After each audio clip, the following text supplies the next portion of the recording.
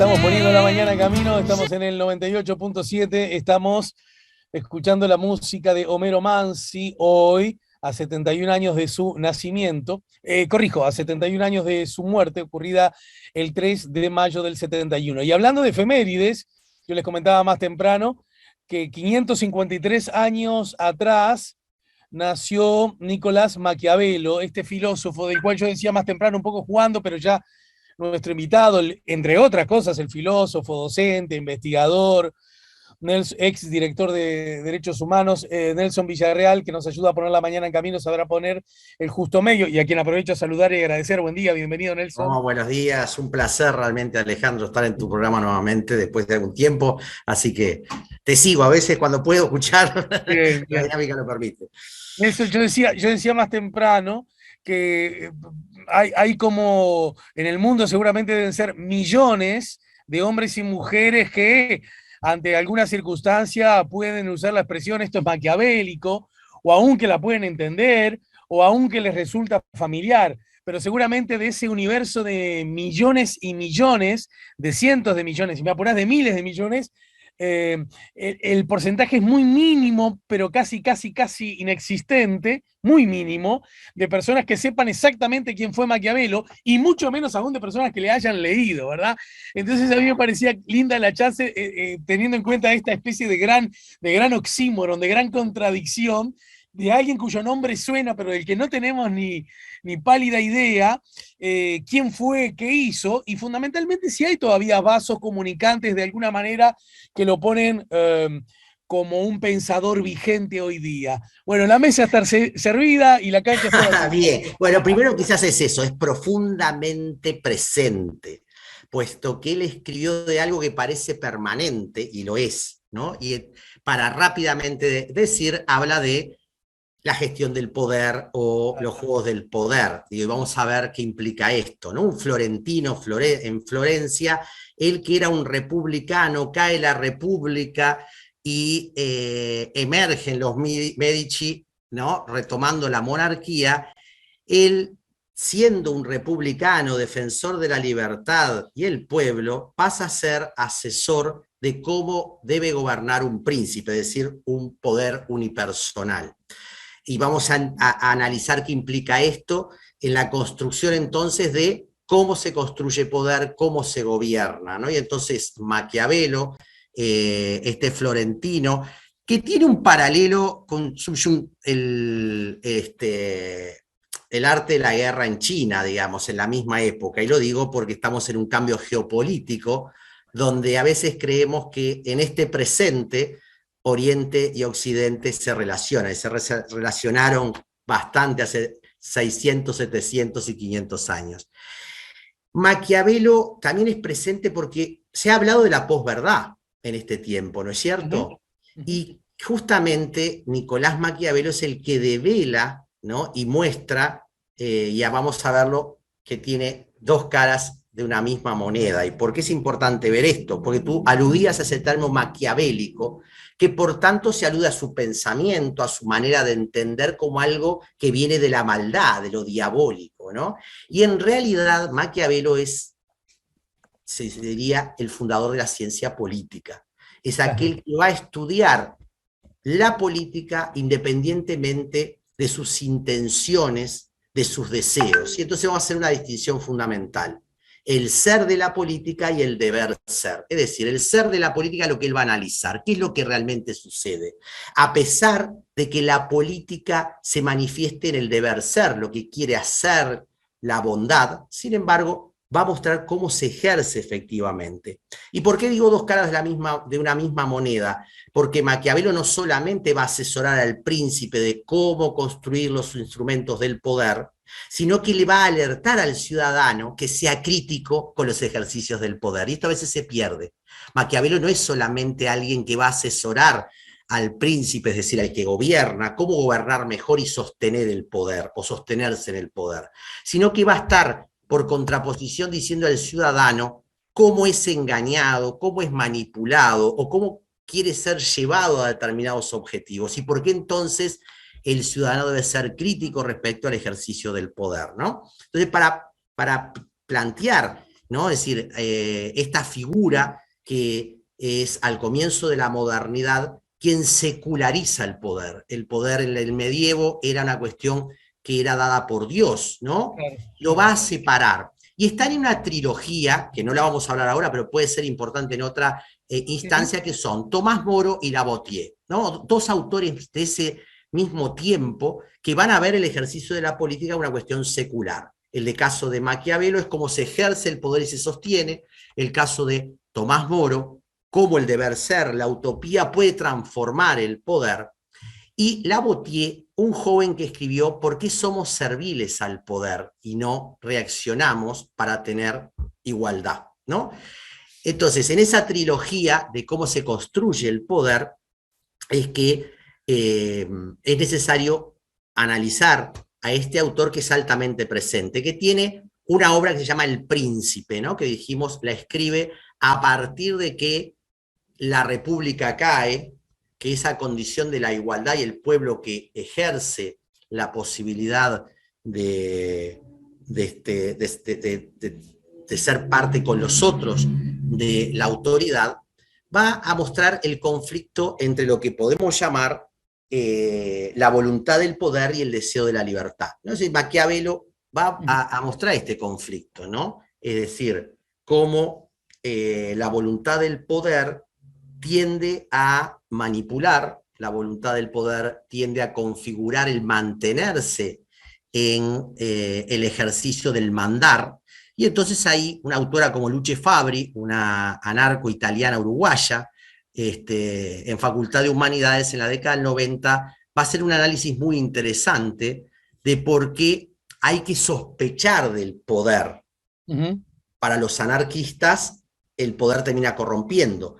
Pero para otras concepciones, esto de atender críticamente es salirse de la ingenuidad, ¿sí? Es salirse de que el ejercicio de la política, por el mero discurso, bastaría que logre los objetivos que busca, ¿sí? Y entonces, Maquiavelo, como decimos, está, por un lado, diciéndole al que quiere gobernar, si quieres gobernar, no puede ser tan bueno que te destruyan, pero debes administrar el mal de tal forma que no te odien. Claro. Por tanto, la astucia va a ser el gran criterio del ejercicio de la política. Poder ser amigo del pueblo como de la élite.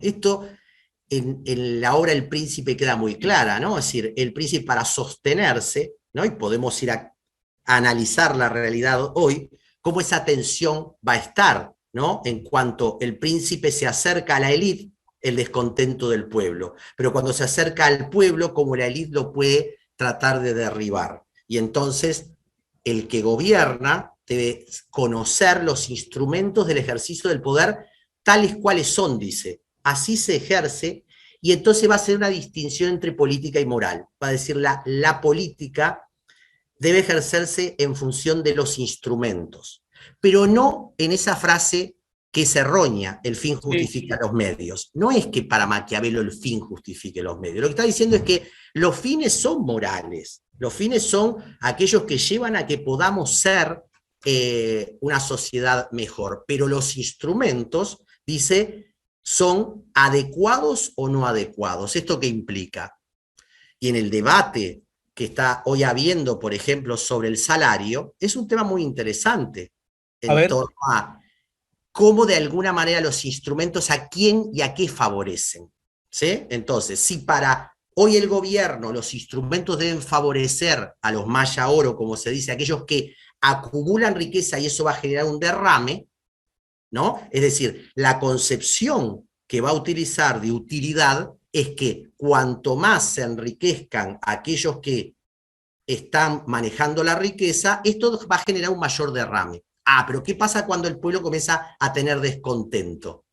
Bueno, habrá que equilibrar, y así vimos, ¿no? Después de Semana Santa de turismo y la bicicleta, sale el presidente y dice, bueno, hay que dar un conjunto de aumentos porque el pueblo está descontento, no basta solamente que, ¿no? Y dice Maquiavelo, bueno, si esos instrumentos no son equilibrados, se pierde el gobernar. Acá no estamos hablando si está bien o está mal el porcentaje o deja de estarlo, sino si logra eso que el político le importa, y es que es reconocido por el pueblo y es sostenido por el pueblo. ¿Sí? Ahora bien, el descontento del pueblo puede llevar justamente a que, porque es el que está menos, digamos, compenetrado por utilizar los instrumentos del poder. El pueblo lo que está reclamando es un ejercicio de la libertad que lo haga igual, dice Maquiavelo en otro texto distinto al del Príncipe. Por tanto, en esa presión va a encontrarse esta cosmovisión donde lo oportuno, ¿no? ¿Qué es lo oportuno? Instrumentos que distribuyan riqueza, concentren riqueza, que solamente estén ligados a la meritocracia o a los derechos, para llevarlo al hoy, ¿no? Es decir, Maquiavelo le va a dar los instrumentos al príncipe para manejar esto. Entonces, cómo se arma el presupuesto nacional, cómo se transfieren determinadas cosas. Si el pueblo tiene la habilidad crítica de cuestionar al príncipe para ser favorecido, ¿no? Y no que se favorezca a la nobleza, que se favorezca, dice, ¿no? A su entorno, va a poder lograr rescatar eso que le está siendo sustraído, ¿sí? Entonces, Maquiavelo dice, bueno, estudiemos cuáles son los mecanismos e instrumentos para ejercer el poder. ¿Cómo se mantiene contento al terrateniente y al peón? ¿Cómo se mantiene contento a la vez al obrero y al empresario? ¿Cómo se mantiene a la vez contento al académico y al que está en los servicios? ¿No? Bueno, Maquiavelo dice, debe actuar ¿cómo?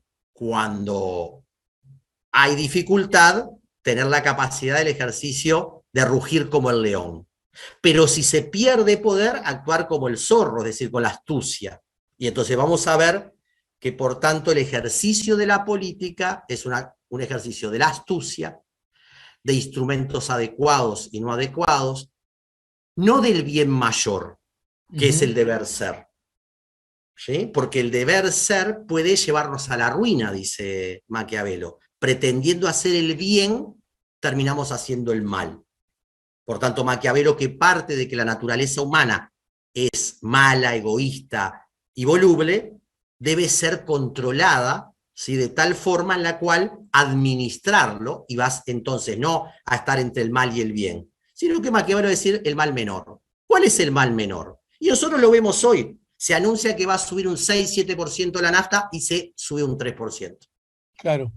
Se dice que los salarios van... Entonces, al pueblo se lo contenta con que hubo aumento, a pesar de que ese aumento no bastaría, pero a la vez maneja el mal menor, porque es cierto, la totalidad no se puede dar porque los fines son escasos, los recursos son escasos, lo cual es cierto. Y ahí entramos en otro problema, que es qué instrumentos se utilizan para la concentración del capital o la distribución del capital, para la concentración del poder o la distribución del poder.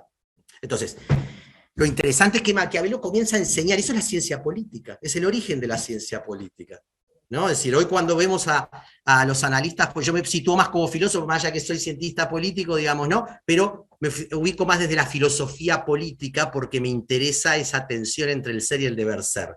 Pero Maquiavelo lo que está enseñando, ¿no? Y entonces cuando yo escucho a Alfito Garceo, a Daniel Chasquetti, digamos, ¿no? O sea, lo que están haciendo es decir, bueno, mire, las cosas están funcionando así. El príncipe, que es el que gobierna, ¿no? O sea, de alguna manera, ¿no? Homólogamente diciendo, si sabe manejar esos instrumentos, se sostiene en el poder. Y nosotros lo que hemos visto, por ejemplo, es que cómo ascendió al poder la izquierda, Tabaré Vázquez fue un príncipe nuevo. La calle Pou es un príncipe nuevo. O sea, son aquellos que pueden instalar, ¿sí? Una forma del gobernar que hace sinergias en función de sus objetivos de poder. Y si bien... Si estoy de acuerdo o no, ¿no? No, sí. Que me parece fascinante todo lo que estás tirando. Creo que estás haciendo un esfuerzo de generar esos vasos comunicantes y cómo Maquiavelo hoy día tiene... Porque realmente cuando escribió lo que escribió, ni capitalismo como tal existía, ¿verdad? Y por lo tanto muchas de las cosas que... Y por supuesto el aumento de los combustibles no estaba en las preocupaciones de los príncipes de la época. No obstante, me parece alguna cosa interesante, porque yo advierto que en esa lógica del poder y cómo el príncipe está sometido, primero, en general, aún en los sistemas democráticos, competitivos, liberales, En general, quien llega al poder quiere permanecer en el mismo, usando las herramientas legales y de disposición. Hasta ahí estamos de acuerdo, ¿no? Es parte de la política, ganar y permanecer.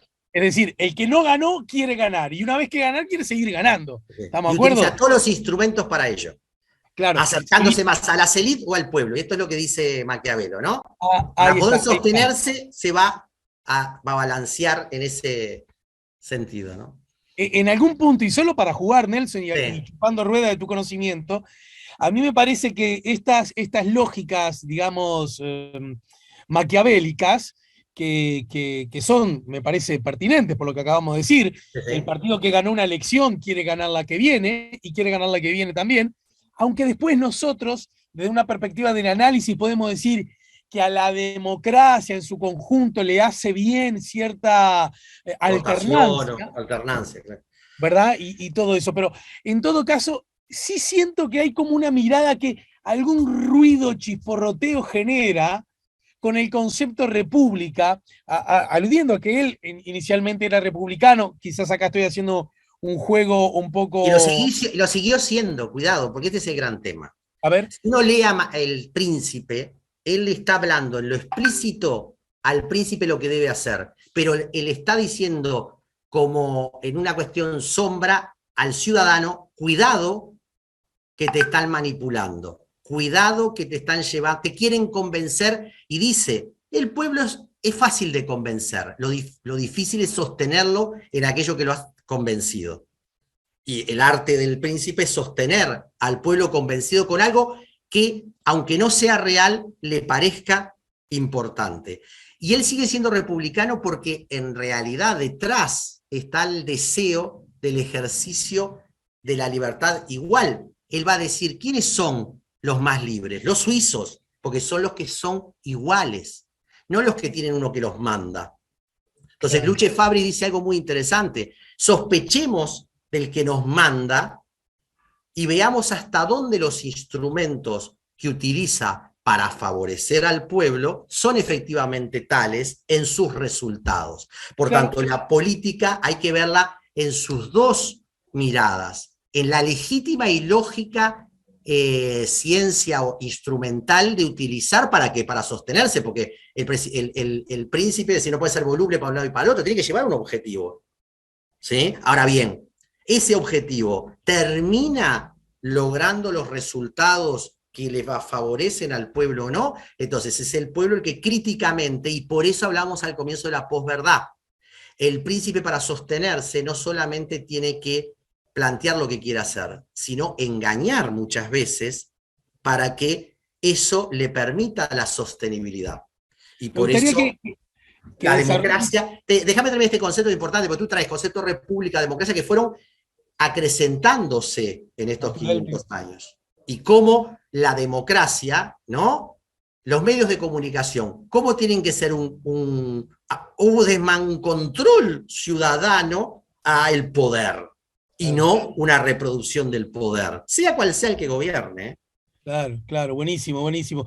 Acá hay, una vez más dejas en claro esta fabulosa, formidable, eh, entusiasta contradicción que tiene que ver, hablemos siempre del poder legítimo, ¿verdad? Ni siquiera no estamos ingresando en la zona del poder autoritario, mal obtenido, ¿Mm? mediante golpes de Estado o elecciones fraudulentas. Pero es muy interesante, acá nos tenés que ayudar mucho, Nelson, en tu calidad más que de cientista político, de filósofo, porque la contradicción es formidable, fabulosa, porque por un lado tenemos el poder legítimo, si vos ves que yo la estoy tirando fuera de la cancha, No, no, avísame. no, yo me meto. Como nos Bien, conocemos, por eso, dialogamos sin problema. Yo me por meto. eso. El poder legítimo, digamos, el que emana, de acuerdo a las normas existentes y aceptadas, el que emana de una elección libre, todos estos conceptos son discutibles, ¿verdad? Por la misma esencia del poder, porque el poder se manifiesta no solo a propósito de quién gana la elección, el poder está metido en Es otras todo. áreas y en otras escenas, ¿verdad? Entonces, pero bueno, simplemente para tratar Y de encuadrar. objetivarlo es fundamental. El poder está en todos lados y hay que objetivarlo. Otra Claro, cosa, porque si no, nos podemos terminar engañando. ¿No? Es claro, decir, ¿Dónde está el poder en los medios de comunicación? ¿Dónde está el poder en la economía? ¿Dónde está el poder en la ciudadanía? ¿Dónde está el poder en la política? ¿Dónde está el poder en lo internacional? ¿Dónde está el poder y cómo se construye ese poder? Que es muy complejo, hay que salirse de los simplismos, ¿no? Es decir, sobre todo como tú bien traes, se ha ido generando un conjunto de dispositivos para controlar el poder, pero que se están pulverizando a nivel global. Naciones Unidas hoy, con la guerra de Ucrania, donde responsabilidad no tiene solo Rusia, sino también Estados Unidos, la Unión Europea, y una forma de entender el poder internacional, masacraron esa otra variable fundamental que es el de la convivencia democrática y el respeto a los derechos de los pueblos, de un lado y del otro. ¿Sí? Entonces, Bueno, ver cómo funciona el poder. el poder, me parece que igual para casa nos podemos llevar 2 o 3 ideas. Primero, Sí. el poder quiere seguir en el poder. Quien ejerce ¿Ah? el poder quiere seguir en el poder. Por lo tanto, yo veo que a veces ante los movimientos feministas, las personas que de pronto se sienten como atacadas, a veces por lo formal, tienden a defenderse. Y yo digo que esa defensa, generalmente ejercida por muchos varones, es justamente la forma de que tiene el poder y no quiere soltarlo, ¿verdad? Pero totalmente. Se No, siente no se cede el agredido. lugar de privilegio y de Claro, bienestar, no se cede. Por tanto, eso que estás trayendo es fundamental, ¿no? O sea, claro, cuando dicen las feministas que el machismo y el patriarcado actúa, es real, somos claro. parte. Esto no significa que Alejandro Camino y Nelson Villarreal seamos críticos de eso, pero tenemos que asumir que somos parte de Exacto. un género que es parte del ejercicio del poder. Y Porque si otra eso cosa, no lo entendemos, no estamos entendiendo lo que está en exacto. juego. Y la otra cosa que me parece que va de la mano de esta es que el poder es tantas ganas tiene de seguir en el poder que genera discursos que hacen que las víctimas del poder sean capaces de defender el poder. Bueno, eso que traes es lo que dice Lavoisier, este joven francés del mismo siglo de Maquiavelo, dice, él escribe un libro sobre el servilismo, dice, ¿por qué existe el monarca? Porque lo legitimamos todos, si lo cuestionamos va a caer. Entonces, en realidad lo que legitimamos como ciudadanos, por eso después los siglos posteriores van a traer esta cuestión de la objeción de conciencia, la desobediencia civil, la participación ciudadana, es decir, que van cuestionando las formas del ejercicio del poder. ¿Sí? Es decir, esto es clave porque si no, no comprendemos en qué medida esa tensión entre la voluntad de poder y el deseo de la libertad es lo que constituye la vivencia humana. Y la democracia debe ser capaz de sostener esa tensión. Por eso el conflicto es natural y con natural a la democracia. Cuando vemos un acto el 1 de mayo en el cual los trabajadores hacen discursos claramente de decir, acá lo que está viendo se le está quitando al pueblo y a los trabajadores tal cosa, pero proponemos tales instrumentos. Bueno, yo esperaría que mañana cuando el presidente de la República reciba el PIT-CNT, se logre un puente donde cada uno está jugando su poder y está representando políticamente la democracia. Pero lo que no se quiere eliminar, que es muy importante, y por eso yo creo que hay que reconocer la presencia del ministro de Trabajo, el ministro de Industria, el secretario de Presidencia en el acto del 1 de mayo, a pesar que están en las antípodas ideológicas. Claro, Y que el bien. PIT hace un discurso de puentes, hace un discurso de cómo conciliamos un proyecto en el que todos entremos. Pero una picardía, Sí. ya que vos mencionás lo de Delgado, que yo también aplaudo y abrazo y celebro en la misma baldosa que vos, pero una picardía de Delgado es... Discurso ideológico. Decir que es discurso decir, el ideológico. discurso es demasiado político e ideológico. Y un 1 de mayo, los Como que trabajadores, no, como que ¿qué otra no. cosa crees que Pero a hagan? ver, esto es lo mismo que aquellos que dicen que la ideología de género es la que está complicando, como que no hay ideología de género los que contradicen a la feminista. O sea, ideología tenemos todos. No, Ahora, la pregunta es si esa estructura ideológica, ¿qué es lo que está expresando? pero Y, además cuando ayúdame acá, vos sí, me tenés que ayudar, Nelson, querido, porque, por ejemplo, cuando la digamos, Asociación Rural organiza la Expo Prado y finaliza siempre con su discurso, sí. ¿acaso cuando le dicen, el Estado nos cobra demasiado impuesto, ¿verdad? Por decirte Es un algo, ¿no? discurso ideológico. O como dijo el año anterior el presidente del ARU, es decir, la desigualdad es buena. Es natural. No, dijo es natural. Eso Es no buena es y natural. ideología. Claro que es Es ideología ideología, pero pura. Pero a ver, Tenemos, eso es parte del ejercicio de la política, que es engañar o disuadir o tirar la pelota para otro lugar, ¿no? Es decir, hacer un chivo expiatorio que se ha hecho, ¿no? Se ha hecho de los sindicatos chivos expiatorios cuando en realidad, si uno mira dónde se acumuló la riqueza, es en aquellos actores que no han aceptado impuestos en determinado capital. Los sindicatos lo que han hecho es que organizado a la sociedad para participar democráticamente, en todo caso, digamos, ¿no? Pero más allá de esto, sí es importante no perder la atención. La democracia es conflicto, y claro, detrás de lo que está planteando Maquiavelo, ¿no? Entre esto de la voluntad del poder y el deseo de la libertad, ¿qué discusión hay acá sobre el concepto de libertad en Uruguay? La libertad centrada en esa cuestión de la responsabilidad individual o la libertad como un ejercicio de posibilidad para todos. Y acá hay un conflicto en ese deseo de la libertad. ¿Sí? Hay un conflicto en el ejercicio de la voluntad del poder. Si la voluntad del poder es para consolidar las élites o la voluntad del poder es para consolidar al pueblo. Si el deseo de libertad es solo para la condición del individuo, condición necesaria, pero no suficiente, o es también para posibilitar socialmente. ¿Es libre alguien que hoy no tiene de comer y tenemos una situación de hambre en determinados lugares del país? ¿Es libre quien tiene que trabajar por 13.000 o 14.000 pesos de salario? No es cierto.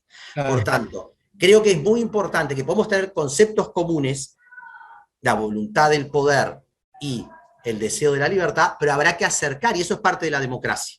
Bien, Y te en tengo que ese, dejar porque tenés una clase, lo que no sí, significa que la sigamos más temprano que tarde. Pero para no, no, terminar y no volviendo a basta. Maquiavelo, um, casi casi te diría como al profe, le digo, ¿no? Al divulgador.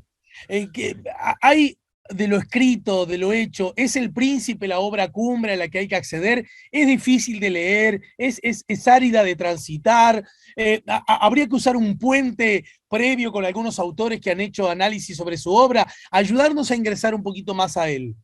Rápidamente, tres cosas. A Maquiavelo hay que leerlo también con, o sea, el tema de las cartas Tito Livio, que es la obra de Maquiavelo centrada en la República y entonces en el deber ser, la importancia del pueblo que se organiza.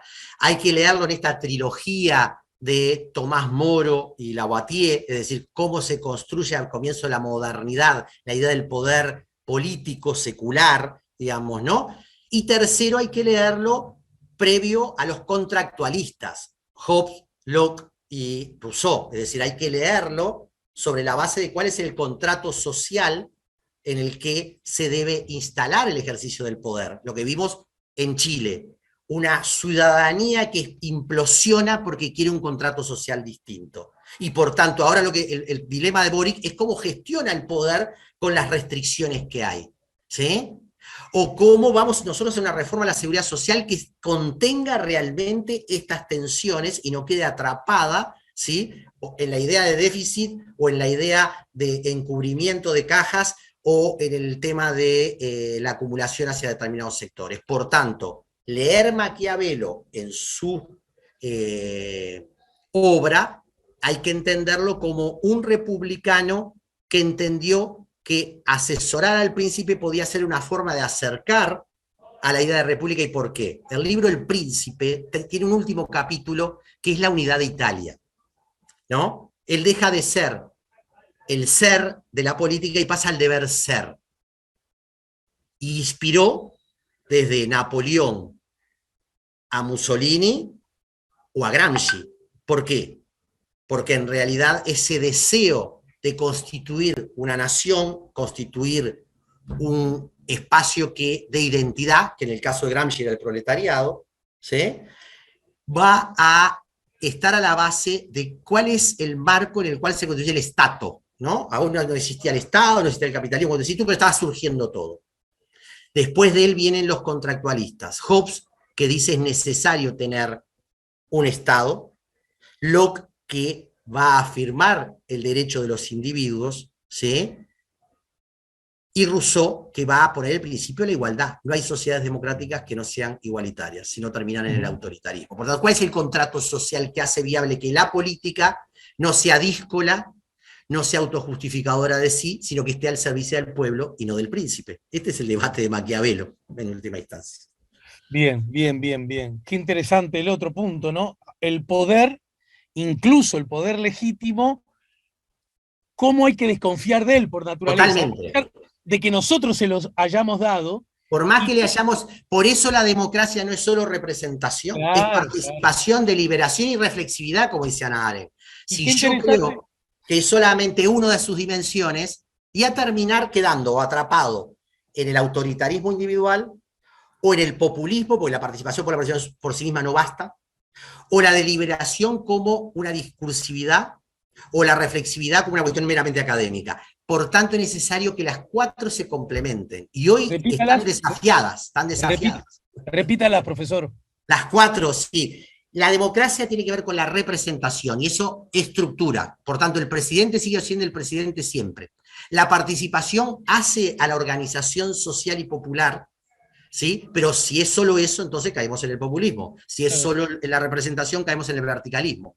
La deliberación es que exista capacidad crítica junto a la reflexividad.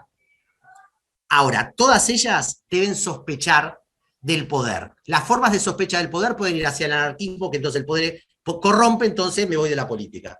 Me- me- Puede ser la ingenuidad, ¿sí? Y la ingenuidad significaría de que, bueno, el que gobierna, gobierna para bien. O la capacidad crítica. Por tanto, yo que participé de dos gobiernos, tengo claro que era muy importante tener la capacidad crítica del Parlamento, de la ciudadanía y todo. Y hoy que estoy desde una perspectiva en la que estoy pensando la realidad, analizándola como docente e investigador, digo, bueno, esto lo debe tener tan claro el que gobierna como el que es oposición, para que las rotaciones de partido no se transformen en juegos de poder, de una alquimia que se alejan del pueblo. Te despido, nos queda exactamente un minuto. Ese minuto usarlo para darnos cuatro nombres. Vos dijiste que lo de Maquiavelo había que también leerlo en el Leerlo marco en de su otros autores. contexto de autor, donde los discursos de Tito Livio son claves para entender el concepto de república. Hay que entenderlo en la trilogía de los autores del comienzo de la modernidad, que son Maquiavelo, Tomás Moro, Erasmo de Rotterdam, pero bueno, ahí el concepto de utopía, que moviliza mucho, ¿no?, la idea del socialismo, y Alain Lavoisier, que es un francés que sospecha del poder, y entonces la reivindicación de la autonomía de conciencia. Y después, bueno, leerlo como precedente de los contractualistas. Hobbes, el Leviatán, Locke, el tema de la libertad, y Rousseau el tema de la igualdad. Y para terminar, cite de nuevo la profesora ítalo-uruguaya, por favor.